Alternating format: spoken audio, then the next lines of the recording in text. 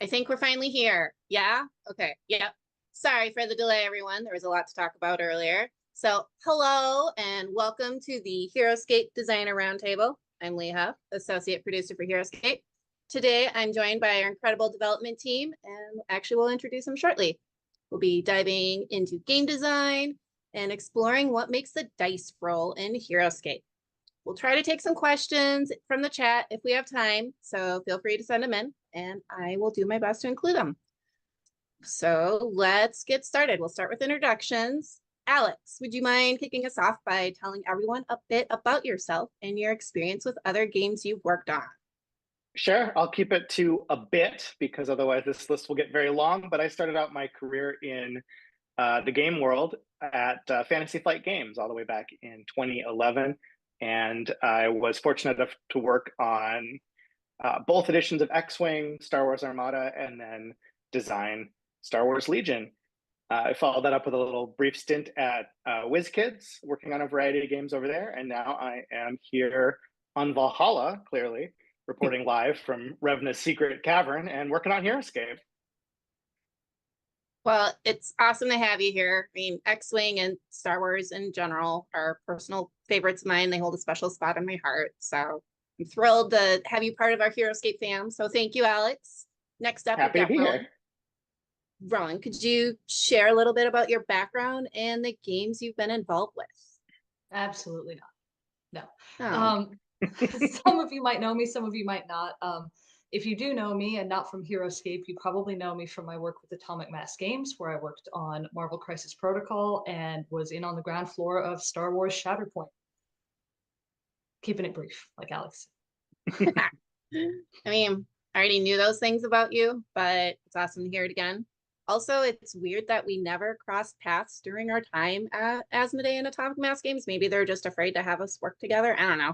But I'm glad we get to work together now. It wasn't. Exactly. No. Yeah, it would be trouble. Time yet. Probably.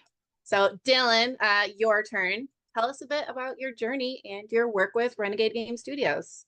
Yeah, hey, I'm Dylan. I have been playing Heroscape since Maladon's Prophecy, so almost the very beginning.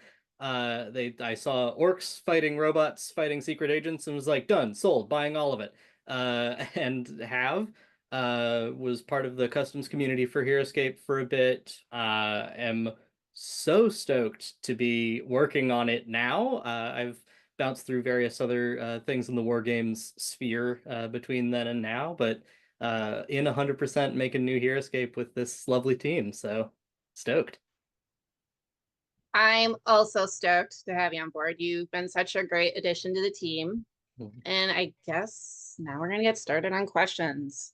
We'll start with Alex.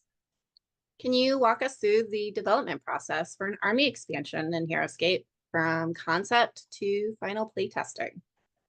Yeah, that's a great question because there is a lot that goes into this from the development side and also, as you know, from the production side. But from the development side of things, we start with an idea. We start with a concept. And the beautiful thing about Heroscape is that, the world is your oyster when it comes to this game, because if you can dream it, you can make it.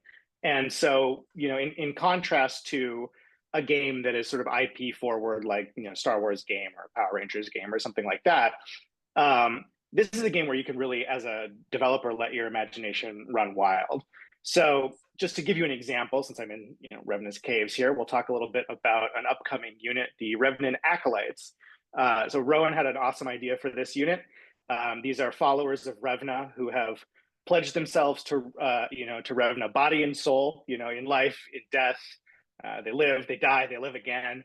And they're really her most sort of, fanatical followers. So we needed to take that idea, that aesthetic, and that concept and turn it into a playable unit on the tabletop. So, we knew we wanted to have support abilities. We knew that we wanted it to, involve some sort of Revenant hero worship in game terms. So the first thing that we do is we map out, that initial design, those initial abilities. Then we have a period of internal playtesting that lasts for about a month, where we sort of kick the design around internally. We play with each other. This is the stage in development where we also bring in contractors from the old school Heroscape community. The designers, two of the designers on Age of Annihilation, in fact, Don Zimmerman and Adam Tarr, have a chance to look at these designs and work on them as well. After that, the designs go to Craig Van Ness, who old school Heroscape heads will know is one of the very first designers of the original game system.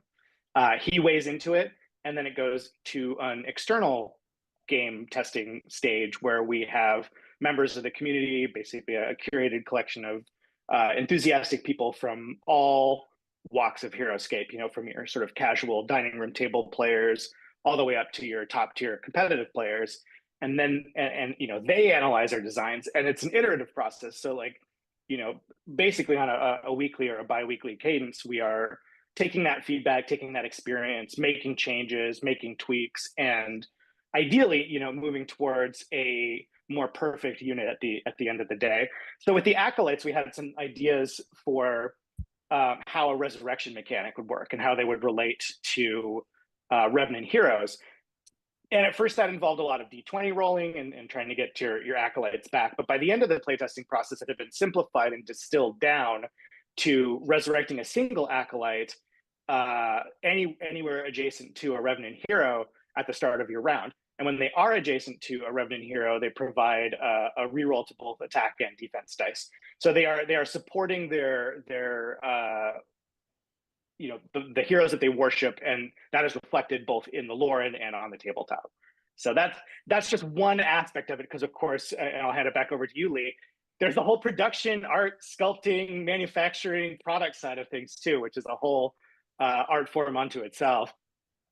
Oh my goodness, there's so much. So like with just game development in general, like you said, that's just one side of it. Like there's the production, there's marketing, there's keeping everything on schedule and within budget. Like that's all huge. And like I'm just thinking back to the Revenant acolytes, like when we were working with the sculptor, providing feedback, and the several rounds we went through with the sculpts, and then, you know, when we're figuring out colors for the pre-painted version and stuff like that, like, and that's just the, I'm going to call the pre-production side of it. The production side of it, like we're just getting started. So I believe I think next week, maybe the week after, I'll get to see some 3D prints of them. So very excited to see them. Well, I think that brings us to our next question. This will be for you, Rowan. How do you balance thematic elements with mechanics to create a functional yet immersive tabletop experience? Yeah, so that's a really interesting question. And I like that you use the word balance in the question, because it is sort of a give and a take, a back and a forth. There's no one thing that always steers a design or always takes priority over the other. At the end of the day, a fun figure is understandable, and that makes its mechanics shine, and its mechanics shine, which makes it understandable. So it sort of feeds into itself in that loop. So as Alex just mentioned, sometimes a figure has a place in the world, and that sort of narrows the design space for the mechanics.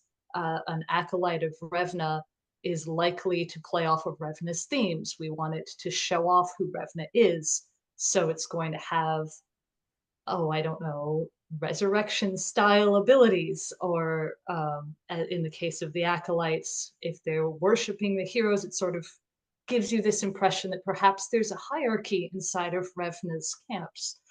Some information you can glean off of the card and how it works on the table, and these things sort of feed back and forth. We didn't have necessarily 100% of how these figures fit into the world ready at the beginning. Sometimes as we iterated on the design, new pieces of information would pop up and we would say, oh, that's how they fit into the story. That's it. That's how it works. And that is how sort of a new figure that didn't exist before comes into being. We look for something that needs to be filled in either the gameplay, the world, and ideally both, and see how we can push those two things together. There's something we want to expand upon the mechanics, there's something we want to expand upon in the story. How does that narrow the design space until there's only one thing that this thing can be? That's what we're going to make. That's half of it. The other half is sometimes we are making a new version of an existing character, which we've seen several times before. There are a few Raylans that have been around by now and a few Drakes you might have seen in the past. So when we are making a new version of an existing character, that already does that work for us of narrowing their scope because we know who they are. We've seen them before. And what we want to do is take somebody who is familiar and push them forward in their life, push them forward in their time zone, and give you something that synergizes with who they are so that it still feels like Raylan, but say an upcoming Raylan is perhaps very angry about some of the things that have recently happened. She might be a little bit vengeful about certain flame related Kiri or something like that. So you want to find a way to bring that onto her card. And like you said, Lee, also her physical design, all of these things reinforce each other. So it's not just about the name of an ability, vengeful, there, done. No, of course not. You want to have the mechanics on how she plays follow through with that. So what makes you vengeful? Well, maybe when something bad happens, you react to it.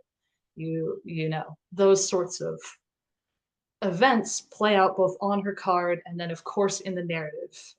We have the cards themselves, but as many of you already know, we also have monthly scenarios which are going to expand on the story a lot larger. Those of course come with their own mechanics that tell a story, but we'll keep it with that for now. I think that answers the question. For sure. Well, and like you said, and Alex sort of alluded to this, like some of our ideas, or sometimes it's just like, it's not to say like, oh, it's easy, but you know, it's not as complicated to nail it from the start as like, say something that we are going to have next year. No, 2026. It's not 2025 yet.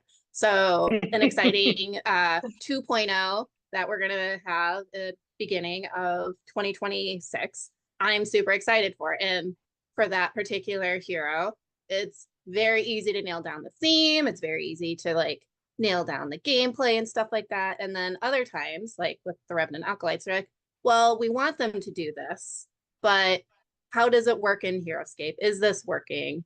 And we continue, like, you'll continue to evolve the design through the development process. And I guess that brings us to our next question. I will bring it over to Dylan. Dylan, can you talk about iteration in game design and how often do our concepts change from their initial idea to their final version? I like that question. Yeah. I think it's important to look at the two parts of that question separately, in that what's the role of iteration in game design? Like, very high on the list. Iteration kind of is game design kind of is iteration in a lot of ways. You have an idea for a unit that you want to execute, you write up how you think it's going to be, you put it out, you play test it, you work on it, you then bring it back, you tweak maybe how an ability operates, what the target threshold is for something, what the various stats are, you put it back out, you try it again, you play 1, 2, 5, a dozen games with it, see how it's playing, get other people's opinions, tweak, iterate, try and distill it down to the best that it can possibly be. The other half of that question is, how often does a concept change during the development process? And ideally, not much. I think the fun part is you come in with a very strong concept, and then the game development process is trying to find the best way to execute that concept. So looking at another squad we've got coming out next year, the Molten Crustaceans are they came in with this very strong concept of they are crabs made of lava, so they should drop lava when they die. Anyone who's familiar with Heroscape knows that that is a dangerous proposition. Lava is a very powerful terrain type, but it's such a strong concept that through that long process of iteration and playtesting and development, we whittled it down to the version that makes the most sense and is both fun and balanced. So, you know, does it work to have it be molten lava all the time? No, obviously not. Does it work to have it just be roll, and if you roll high enough, drop molten lava? What's the right threshold for that where it feels both fun and rewarding for the player, but not oppressive for the other player? If it's high enough to be not oppressive, is it then rare enough to be not fun? Is there something we can do on the times where they don't roll molten lava? What about lava field? Oh, but that adds height, but that could be fun. And that sort of iterative process where you end up with a unit that when it dies, it usually drops lava field and sometimes drops molten lava, then you get a really fun unit that is just a delight to play. So that's the sort of way that that process works, all to serve the concept more so than to change the concept to serve gameplay. Well, I would say it's definitely a challenge. And actually, speaking of challenges, Alex, what are some pitfalls in game design that frequently happen, and how do you avoid them? Yeah, that's a really good question. I mean, there are obvious, I think at this point, sort of known quantities in game design that you want to stay away from. I think one of the most hated mechanics in all of gaming is, skip a turn, lose your turn. Obviously, anything that's taking agency away from players or causing players to not be able to play the game is a huge problem. That's probably the number one pitfall. But I think there are pitfalls as well when it comes to developing for a game with an existing structure, rule set, history, batch of units, that kind of thing as well, because you have to be careful to integrate your new designs with the old stuff in a holistic context, right? We all live in a context, as the meme goes, and it's important to understand that Heroscape's been around for a very long time. It is a beloved game. It's a beloved world, and that is a world that has been developed, iterated on, designed by so many different people at this point, and has the torch has been carried by the community. So you've got all of these different kind of eras of Heroscape that all need to work together, because of course we want everything that we do to be backwards compatible. We want things from the past to be forward compatible with new units. We want those synergies to coexist. So I think one of the pitfalls that we're trying to avoid is to create new things that don't work with the old things, or that obsolete things, or that just don't feel right given what the game of Heroscape is, and should be.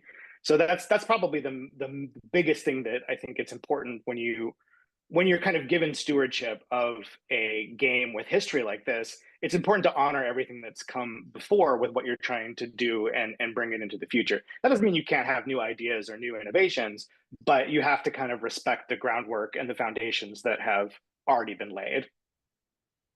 Well, for sure. Like, we don't want to break the game that we all love and enjoy. So, and I guess Exactly. Yeah.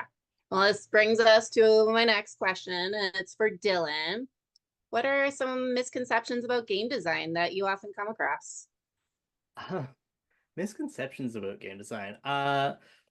One of the ones that I see a lot is people sort of assuming game design exists in a vacuum, in a sense, where you have an idea for a unit and then you can just make that unit. That's a thing. It's just putting stats on some paper. What else could it need to be? Obviously, I'm exaggerating, but there's so much that goes into it, from the process that we've talked about already, with all the many stages of iterative design and playtesting and so much feedback that goes into it, but also production considerations and pricing considerations and things like, maybe it wouldn't be possible to do a squad of 5 peanut-based figures because that would be like 8 molds and lit or more and be unfeasible, or things like that, where it's like, oh, something to think about that needs to go. That, and just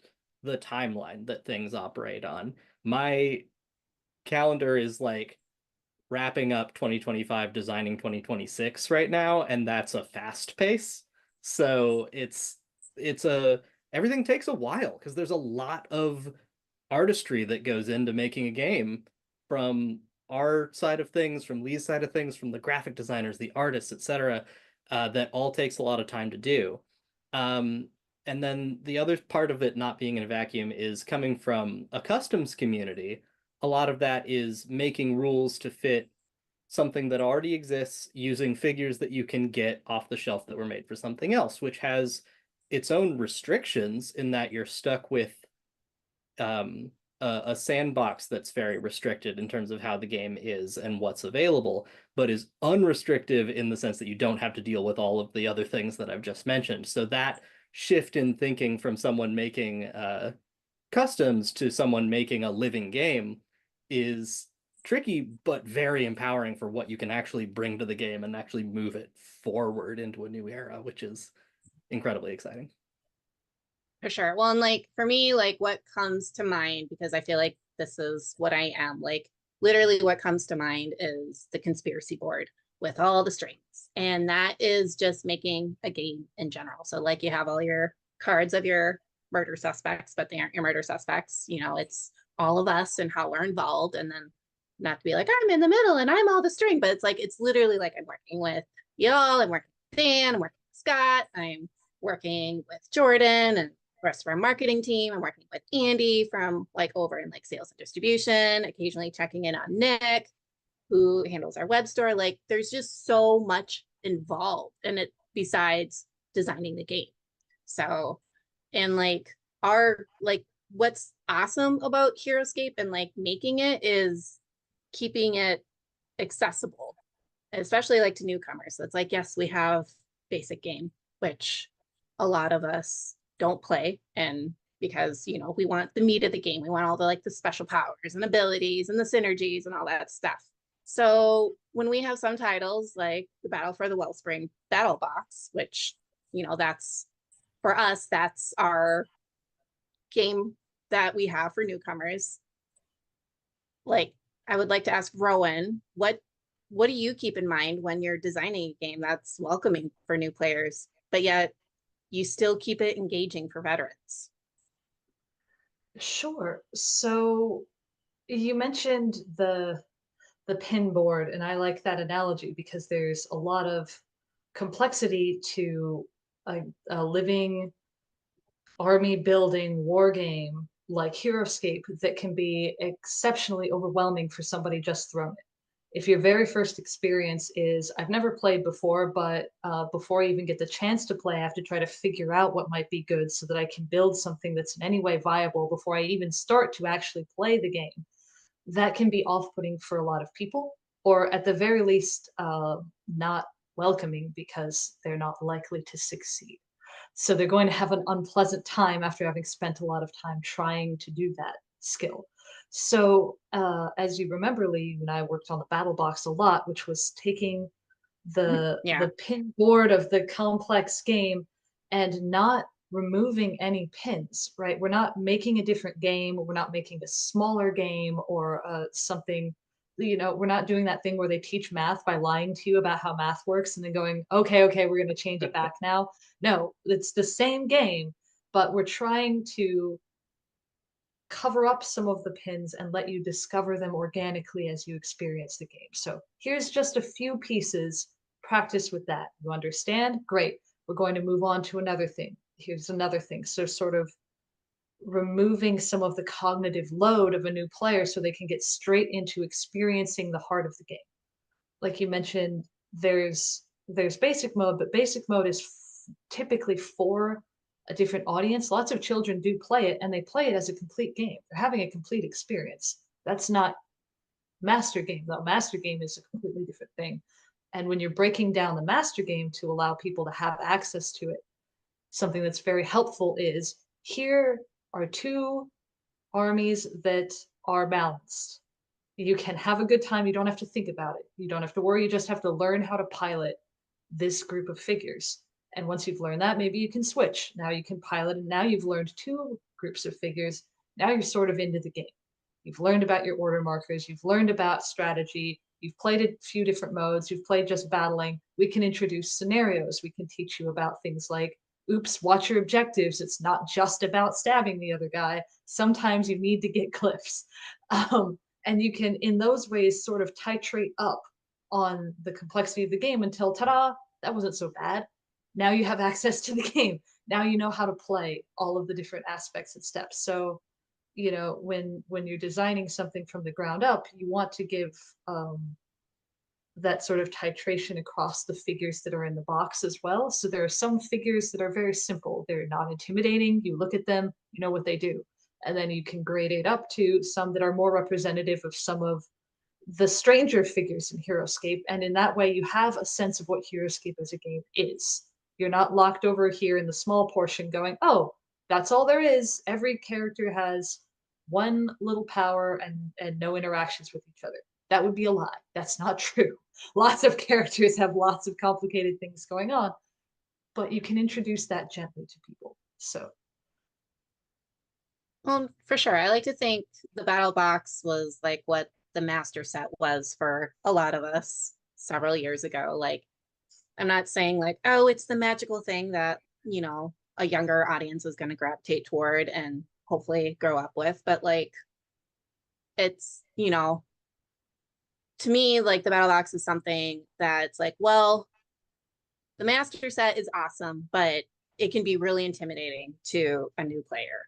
So if you shrink it down, and you don't want to like have it be a starter set, because if you call it a starter set, then it makes it sound inferior. It makes it sound like we took a lot of things out, or, you know, we removed a bunch of abilities and stuff like that. And it's like, well, no, like you're going to learn how to play Heroscape as you progress through the scenarios. And then after that, you take what you like and you combine it with whatever else. So like with Awashia and Kita and Anshu, it's like, cool.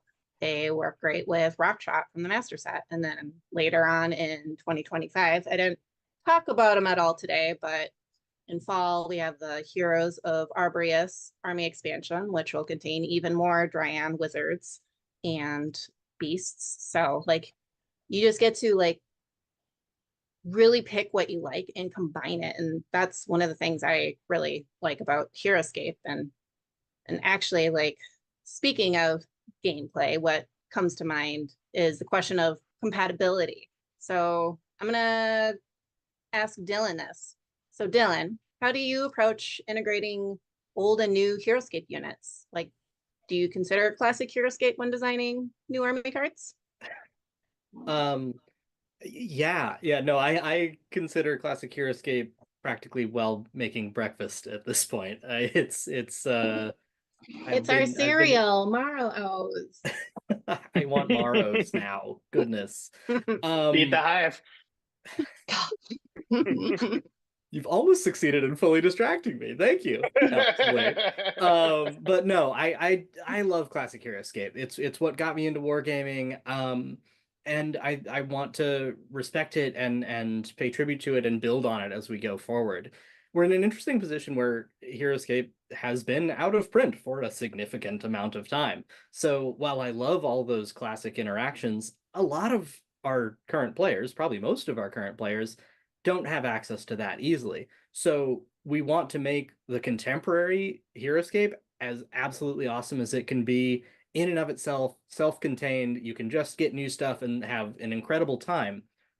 But one of the best parts of Heroscape are, well, one, the terrain, obviously, but two is the synergy web, which we've talked about.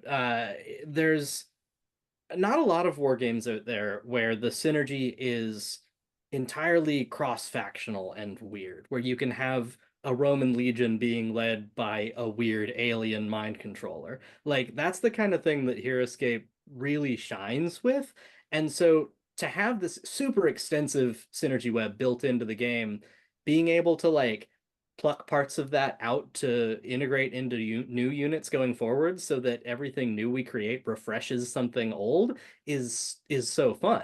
So, I mean, we've got the Tanuki Tricksters coming up in the spring, which are awesome Vorid ninjas who are synergizing with Vorids, of course, obviously, because they're cool and new, but also with ninjas, because those have some stuff going on in classic Heroscape and Shiori and modern. So it's this idea of trying to build on what's come before in fun, new, interesting ways and really refresh old units. And there's so much more I want to tell you about that, but that's probably going to have to live for next Renegade Con. More on that in February. I think. Yeah, I think it's end of February. We'll see. What month is it? It's October. But yeah, so like it's funny that you bring up like synergy webs and stuff, because to me that's just another string conspiracy board thing, but instead of it being all these conspiracies or it's your murder board or whatever, it's like all these like cool abilities or like options that you have when building your armies. So with that, like there's so many like fun abilities that you can like really focus on. Like in Age of Annihilation, one of my favorites, I mentioned this earlier, is beast bonding. Like I really like that that's more prevalent in Age of Annihilation, because I love sticking on my opponent and whittling him down. Like I just love it. And then Kita's just going around like hoarding glyphs and things like that. Like it's awesome. So this brings me to my next question. It's for Alex. How does player feedback influence the design process, and how do you incorporate it? Yeah, well, I talked a little bit about the process sort of at the beginning of this roundtable, but it's crucial. I mean, for myself, speaking of, conspiracy boards and the synergy web, when I got this job, one of the first things I saw was that classic document of all of those lines going everywhere. And I had two reactions to it. The first reaction was, holy crap. But the second reaction was, this is actually awesome, because there's a depth to this game that I was unaware of. Because unlike, Rowan and Dylan, I don't have a lot of classic Heroscape experience. I probably played 2, maybe 3 times over the years, just sort of randomly when it was around. So this was all brand new to me, and I had to learn very quickly. But it helps having wonderful people to work with. Dylan's got kind of a Rolodex of classic Heroscape in his head. Rowan's got all these cool scenarios under her belt, and it's just a lot of great experience. So I very, very quickly got up to speed, and that's the kind of thing that you need to lean on when you're coming into a new game, as a someone who does not have existing experience with it. So I'm fortunate to work with a great team here at Renegade, but also the Heroscape community is great. And part of the iterative design process is trying to understand the whole kind of panoply of players, because there's a myriad of play styles, and there's a myriad of different things that you can get out of Heroscape. I mean, some people are trying to be the best in the world, right? They're trying to rise to the top of the competitive scene and win tournaments and create the most synergistic, powerful, versatile list. Other people are just trying to make the weirdest possible combination of things somewhat viable, right?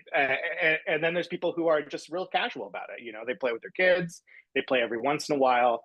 It's not a lifestyle thing for them, but it's a fun diversion when it comes up. And we're lucky enough to have all of those different types of players in our playtesting Discord. And it's really interesting to see, because not everything that we do is going to be 100% the jam of every single player type. But if we're doing our jobs right, there'll be something for everyone in every wave of product, right? There'll be something cool and goofy and fun. There'll be something that opens up really, crucial new competitive strategies.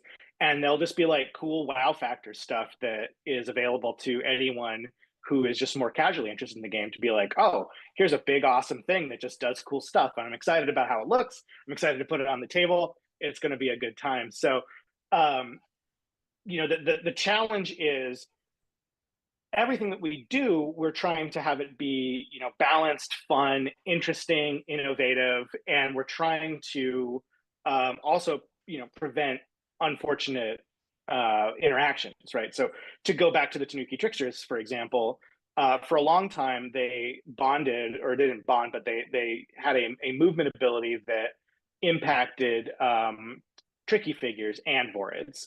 And one of the things that we learned through playtesting, and especially through our players talking about classic units, is that's a little too broad. There are some very scary, tricky units in classic Heroscape. And so we moved that over to a much more, yeah, exactly. No more rats. rats. Speaking of those, Dylan, one of the first games we ever played, you introduced me to that strategy, and I was like, thanks, buddy. Welcome aboard. Yeah, welcome aboard. Get Death Reaver. But no, it's great. It's important to understand that, because that is a thing that you have to think about. You have to take that into account. Like when I was working on X-Wing First Edition, one of the pilot cards in that edition was so game warping that we had to think about him every single time we did anything. Biggs Darkletter. He was so he broke the rules of the game so profoundly that he actually became a huge challenge as a developer to to work around. And so one of the things that the community is so great at is pointing out those pitfalls and keeping us aware of it, and putting it on the table. Like if one of our playtesters just thinks, oh, I think this would be really really brutal with X, Y, or Z unit, they can play that game, put it in a report, send it to us. We'll go, we'll think about it. We'll put it on the table ourselves. And it's a way that we can utilize the collective knowledge and experience of an entire community to avoid some of those problematic interactions. So what this tells me is these Borgies that I keep pitching will not be like the Death Reavers. So we'll see. Maybe Death Reaver Light. We'll see. Maybe the nip. We'll see. Maybe they just bite people. But yeah, totally. Like player feedback really helps refine the designs, especially during playtesting. And actually, my next question is going to be for Rowan. What strategies do you use to ensure a game stays both engaging and replayable over time? Sure. So obviously a living game is inherently has a bit of a leg up in this department, in that new content will be coming out for it on a regular basis. It's living. So every time you release new content, wahoo, there's something new to do. But not just leaning on that, assuming perhaps a master set or something was going to be a standalone, what do we do to make sure that pieces that already exist remain interesting and offer replayability going forward? So we don't want people to have to always buy new content to get fun new experiences. We want you to have buckets and loads of fun out of just a few boxes of Heroscape, your favorite armies or not. So one thing we do to ensure that that's an option for you is to give each figure multiple ways it can be deployed. So even if there is an optimal way, if you've played a lot of Heroscape, there's some enjoyment in finding, like someone mentioned earlier, sure, there's an optimal way to deploy a figure, but is there a strange way to deploy a figure? Is there some bizarre combination that you can use? And we try to make sure that those do exist intentionally when we're making new figures, so that there are things to discover and find with just the pieces you already have. Playing them over and over again, part of replayability is there something to experience that cannot be gotten out of just one play? Yes, you can't possibly have played every faction when you play just one army. Not in the way that they want to be played. You could technically, as Alex mentioned, put one of every type of thing into an army probably, but you're missing out on their synergies and their webs and all of that. So as you play through different options, you get different experiences. As you play through the same option but with new secondary options, tricksters might be best with a ninja or a tanuki. Of course, they're good with tanukis. They are tanukis. A vorid. Other fuzzy critters that aren't bears. There might be something silly you could do if, say, there were to be pools of molten lava on the board. Maybe that's not a very great strategy. Maybe it doesn't work out for you very often, but it's fun to try, right? It's fun to try. And those ways bring you coming back to the game and playing with the same pieces in new ways. We also have, as a game system, more than even just the people on this call are working on this game. We have our entire organized play department. Hello, organized play department. We love you.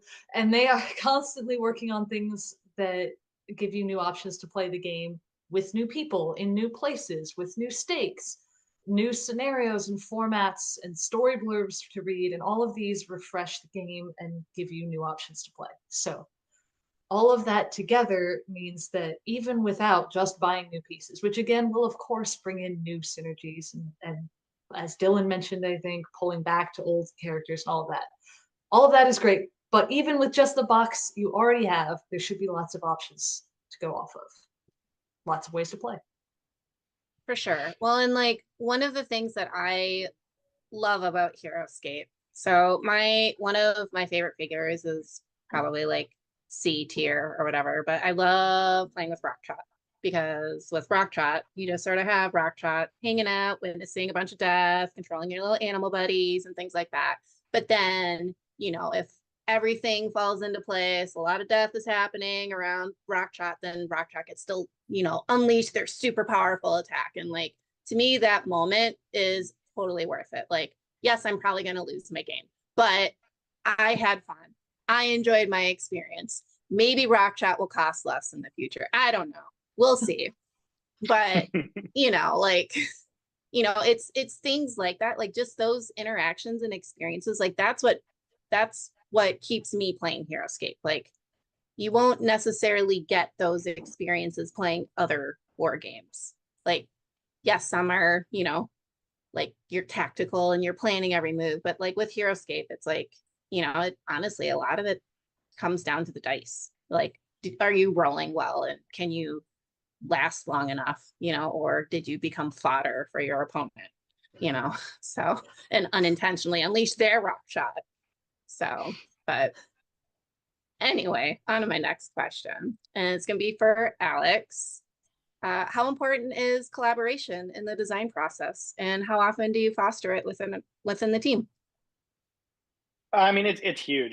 It's one of the cool things about Renegade, actually, in contrast to some of the other companies that I've worked for, is we are not siloed off into kind of separate teams in the way that we were at, say, FFG. We're kind of looking at everything, right? We're looking at sketches. We're looking at sometimes I wake up in the morning and I see 42 new Slack messages and I get a little bit upset. But the positive side of that is that, like, we do have a sort of a company-wide input into what we're working on. It's not just the developers doing the dev thing. We're also thinking about the sculpts and does the sculpt match the gameplay, and how do we make a little tweak so that it feels more of a feels like a better fit, and is the art conveying, is someone floating in our artwork that shouldn't be floating because they don't have the flying power. We're able to like contribute to that in a lot of ways, and it's very cool. I think it leads to a better product overall. Obviously, I've already talked about how important the community is and how important our contractors are to the process, but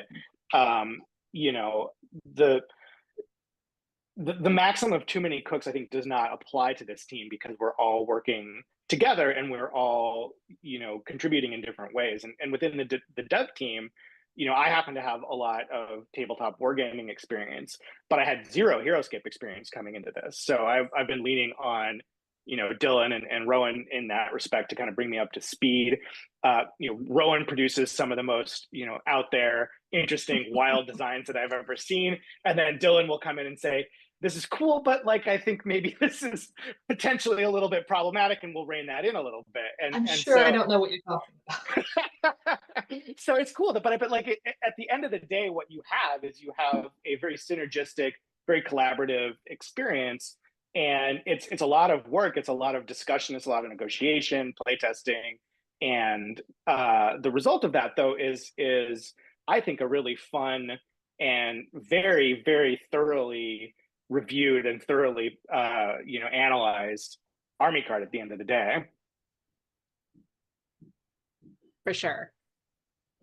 Well, and like, I will say, I don't always like view every single version of the army cards, like when you're routing them throughout the team, and then, with our contractors and play testers and things like that. But it's crazy. It's like, well, I have so many other things too.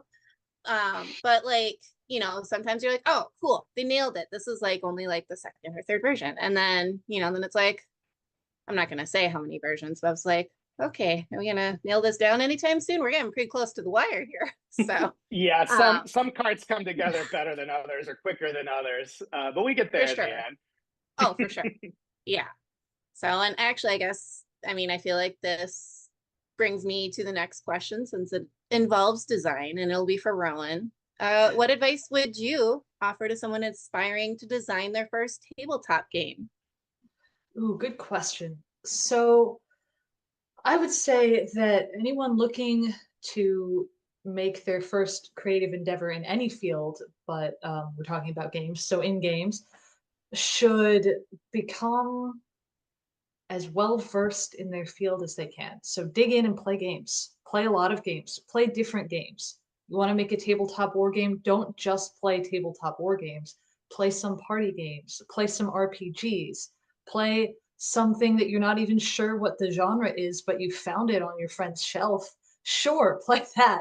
And don't just play them and go, wow, that was fun. I've done my job. Rowan says I'm ready to go. No, play it critically. Think about what it is that you do and don't like because you're going to learn just as much from both of those. What is it that didn't work for you? And then the layer beyond that is why. Why? If you can figure out why, you're doing excellent. You're ready to go and start working on your own things because you know what you like, you know what you don't like, and you know why. So you're ready to start trying to work on your own design. And I highly encourage you to just make something that you like. Don't try to make the smartest thing anyone has ever made. Don't try to like revolutionize the industry with your very first game. You know, do that eventually. Sure, please. I want to see it. I want to see the coolest game that's ever been made. Do make it. But I don't recommend trying that for your first game. You know, if it's recognizable, if it's using some mechanics you just learned from playing some other games, that's fine. Did you have fun? Are you having fun when you play it? If you're proud of your work, you had fun, then you're going to keep going. And that's what's important. Make another game after that. Make another game. Go back to the playing games phase and play some more.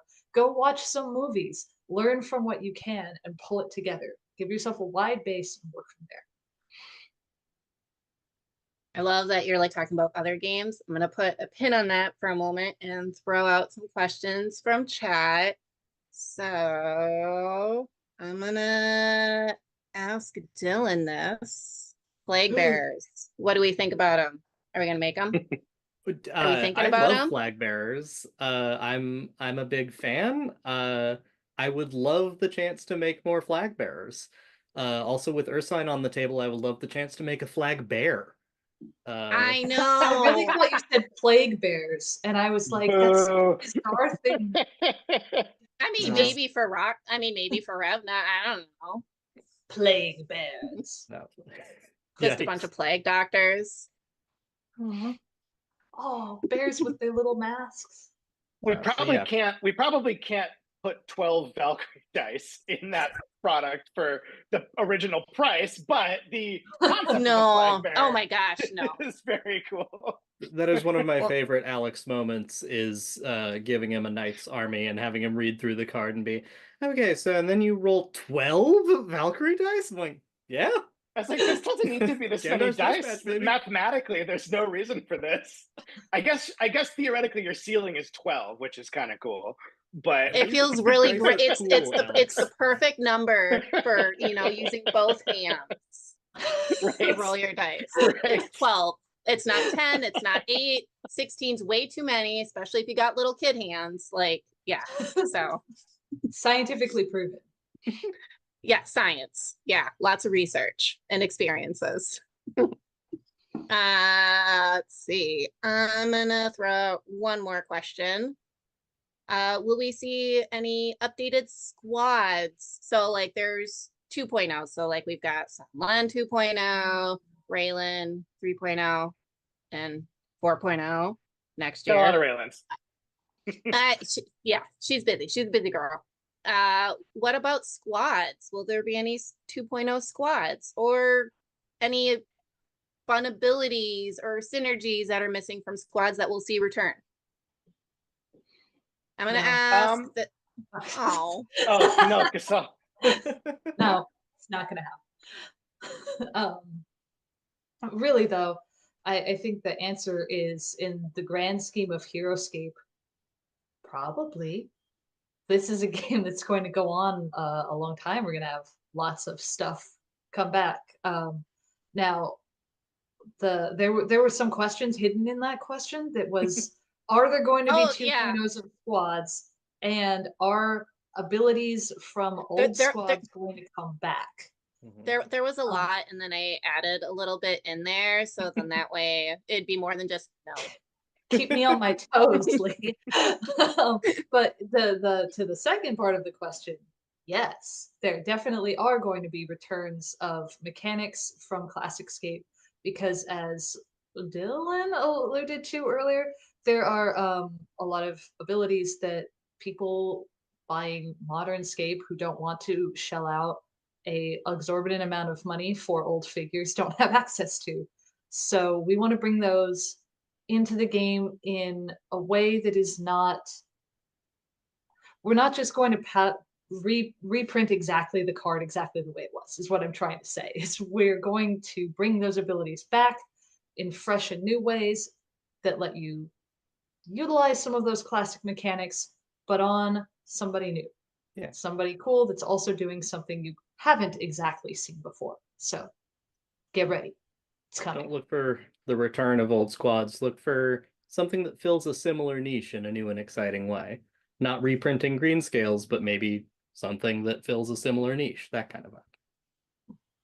That Yeah, or I think maybe like the Dragon. advantage to maybe the advantage to Maybe, that is that baby. you're not just sort of obsoleting older units, right? You're creating something with a similar niche. You're creating something that's new and exciting, and you know, gives every player a reason to want to go out and get it, including classic players. But they're going to have maybe a similar play style. They're going to maybe have similar synergies. And the other benefit is that, you know, to use Greenscales as an example, maybe the new unit lets you run both Greenscales and the new unit and dragons, and it all kind of works together instead of just being, you know, sort of a reprint of an old thing. That being said, you know, nothing is completely off the table. Like I could see a world in which certain, you know, historical units or something like that got an update or a refresh or something like that. But there's also a world in which we just go to that, you know, to that planet and we accelerate the timeline. And so what we get to see, well, what are Gruts doing 1,000 years later, right? Like how has their technology evolved, et cetera, et cetera. So because it's the battle of all time and, you know, all dimensions and all possible planets, you know, you don't have to restrict yourself to just primitive Gruts. You can get Gruts from all eras. You can get ninjas from the future. You can get basically whatever you could possibly imagine can you know, exist in this game, which is very cool. Who knows? Maybe we'll see one riding a dinosaur. Anyway, next question. Back to the thing I put the pin in, games. So well, just Heroscape in general, Heroscape and some other games, which I'll mention shortly. So Heroscape is one of the games that sparked my passion for tabletop games, because initially I was like, oh, Monopoly, that's it, boo. I mean, whatever. Unless you have Powerpuff Girl Monopoly, like that version's great, just based on aesthetic alone, visual aesthetic. Anything else than that. But so Heroscape, like, is one of the few games that was just like, oh, there's more to games. This is awesome. So like that and Samurai Swords, which later became Yakuza, both of which are out of print, but they're awesome. Arkham Horror, mainly second edition. Third edition fills the need, but second edition was where it was at for me with Arkham Horror. But like that just spark and joy that I got led me to pursue a career in this industry. So what I would like to do is ask y'all, like, which tabletop games or designers have had the biggest impact on you and your work, and why? And I will start with Dylan. Okay, I will try and narrow this list down for y'all, or else we'll be here until the end of the next stream. Heroscape is what launched me into war games back in the day. It kickstarted me right forward, and I've been loving it ever since. I play a lot of Gloomhaven and Frosthaven weekly with a group that's been going since it launched. So if I'm not thinking in three-dimensional hexes, I'm probably thinking in two-dimensional hexes. I play a lot of RPGs, a lot of more narrative-focused RPGs. I'm a theater of the mind type DM, more so than a crunch DM. Shout out to James D'Amato of the One Shot podcast and the Ultimate RPG guides for great DM advice. And then my board game design professor from way back in college who told me that I should be doing this professionally. Good on you. I am. Nice. Nice. And Yay. the game that I have the most hours in, probably aside from Heroscape at this point, I've never measured, is X-Wing the Miniatures game. Especially second edition is such a great distillation of that space fighter fantasy on a tabletop. I've played thousands and thousands of hours of that. So I guess shout out to Frank and Max and Alex, who I now get to work with, which was a little mini freak out when I found that out about 6 months ago. Yeah, so that's the very short list of the very long list of games that have influenced my whole thing. Aw, It's shucks. Thanks, Dylan. it's awesome, and then probably also weird because like I worked on X-Wing. Alex has obviously worked on X-Wing. You played a ton of X-Wing, and then like Rowan maybe touched it a little bit from their time with Atomic Mass. We're So it's credited like on some of the same X-Wing products, Rowan and I. yeah. So Yep. so it's Good funny that development. like X-Wing has touched us all, and then like we all get to like work on Heroscape together. So it's like awesome that we all get to coming together and work on this game that we all find so precious. So next up, Alex, what about you? Games and game designers. Yeah, well, I think, my first taste of, a world beyond Monopoly and Stratego and whatnot was Magic the Gathering. I mean, that coincided with, me being 10 years old and moving from San Diego to Fargo, North Dakota, and experiencing, negative 30-degree temperature and being snowed in all winter. So you got to find something to do, right? I think that's why there's so many good game designers from the Midwest. That's We're stuck probably why inside the whole FFG's in time. Minnesota. Yeah. Yeah. So, but that was an incredible experience. Like I got into Magic during like Ice Age, Fallen Empires, like that very old school. Not quite. I wish I'd gotten into it like 2 years earlier and kept those cards, but obviously that didn't happen. So No Black Lotus. beyond that, no, none of the really valuable stuff, because like I was buying the overprinted stuff because they printed too few and then they printed way too much, and that's where I got in. But nevertheless, amazing experience. Really opened my eyes to a whole bunch of new stuff. And from a tabletop wargaming perspective, weirdly enough, I latched onto Chronopia and Warzone, which maybe some of you remember. It was sort of a mid-90s D20 system, competitor to Games Workshop's, Warhammer and Warhammer 40K. But that was my first real tabletop wargaming experience. I loved it. Like, it was a true line of sight. It was, I was getting mugs and books and random detritus from around the house to create the battlefields, wooden blocks, and that kind of thing. Got into the Games Workshop side of things in college, and did that for quite a while. Warhammer Fantasy Battles, I think, is great. On the more modern minis side of things, like I just learned a ton working on X-Wing, and James Niffen taught me a bunch. Corey, all the Jay Little, all the folks that worked on that game. I came in, I want to say like wave 3 or 4 of that, so fairly early on, but not right at the beginning, and just learned so much, under James and learning that system. And then, I still play a ton of minis games. I play a lot of Infinity. I got to try Marvel Crisis Protocol for the first time a few days ago, and I liked it quite a bit. So shout out to Rowan for working on that system. But yeah, I really gravitate towards that sort of head-to-head experience. So, in the board game world, Sekigahara is one of my absolute favorite games. It's such a genius little bit of design. From the same, studio. Twilight Struggle is fantastic. Chess is a brilliant game. I could go on. Oh, Radlands is a wonderful, complete, CCG-like experience in a box. I'll stop because I could just continue, but that should give you an idea of what I know I'm I into. could turn my screen around and be like, this is what influences me, but well, I never set out to be in game design, right? So apparently I was doing research my whole life just by being super into games, because I kind of, story for another time, but you know, this was never like my vision for my career or anything. Super glad I'm here, but yeah, apparently I was working towards this inadvertently and without knowing it for quite a few years. well, it's so funny you say that because I'm pretty sure Frank was a chemical engineer at some point. Yep. So Yeah, he worked yeah. he worked for 3M, I think. Yeah. And Yeah, I was it a has I was a chemical engineering major at one point. So yeah. funny. Look what I am now. So yeah. But Look what chemicals do to you. Now you just sit around and make now, plastic now I tools all take day. those chemicals and turn them into games, and then we get to play with them all the time. So Perfect.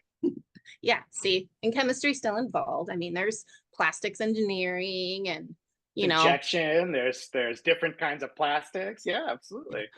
why is this a terrible paint color choice? Yeah.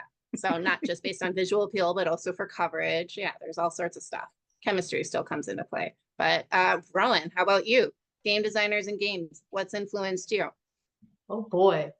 I mean, I almost wish I knew exactly what Dylan and Alex were going to say, because now all I'm thinking about is, oh man, you listed some good games. We should play those. No.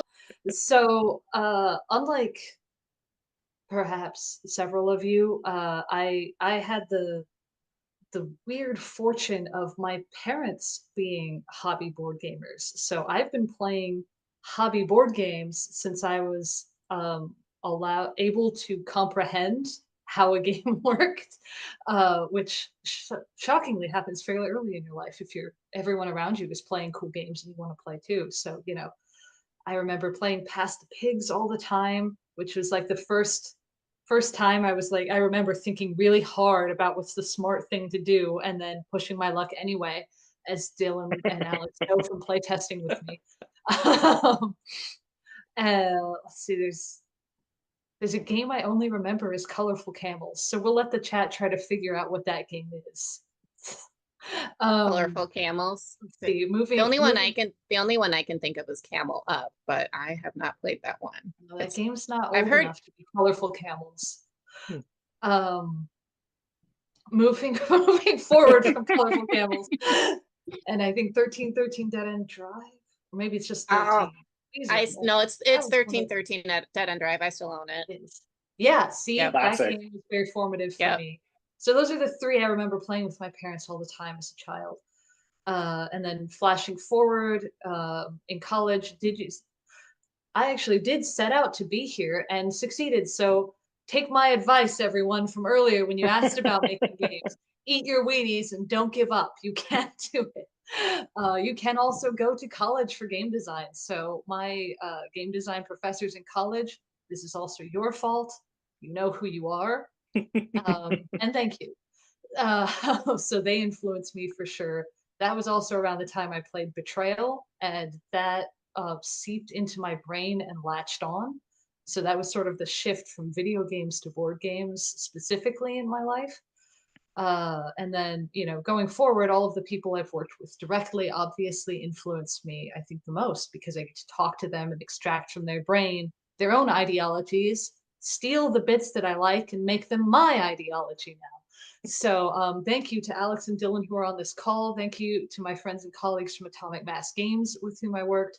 And thank you to my wife who makes RPGs and is one of the smartest and coolest RPG people I have ever met, seen, or heard of.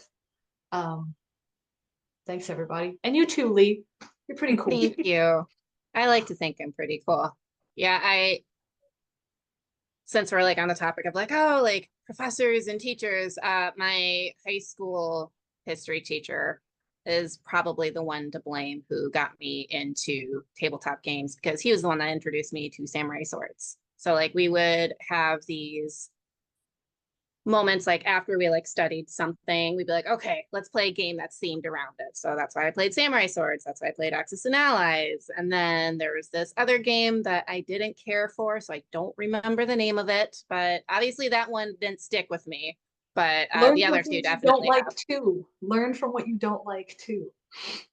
I think Yeah, I think what it everything's a was mixtape, the right? people. I think what it was who I played against. I was just like, yeah, there's no way I'm defeating them, so I'm done. So I think that's yeah. It happens.